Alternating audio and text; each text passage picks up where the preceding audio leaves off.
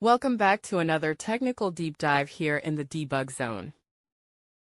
Today, we're tackling a big question and breaking it down with insights from other users. Hopefully, this clears up some misconceptions and helps you get the answer you need. So buckle up, stay a little curious, and let's jump right in.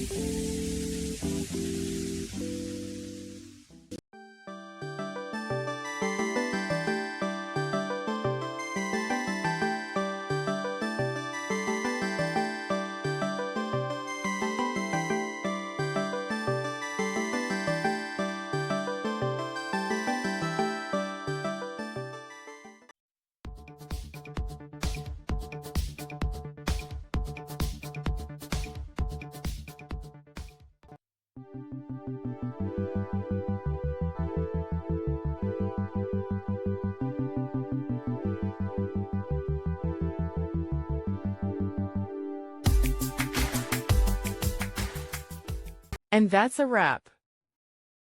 I hope you found the answer you were looking for. If you did, take a second to hit that subscribe button. It really helps out. And let me know in the comments which solution worked best for you. See you next time in the debug zone.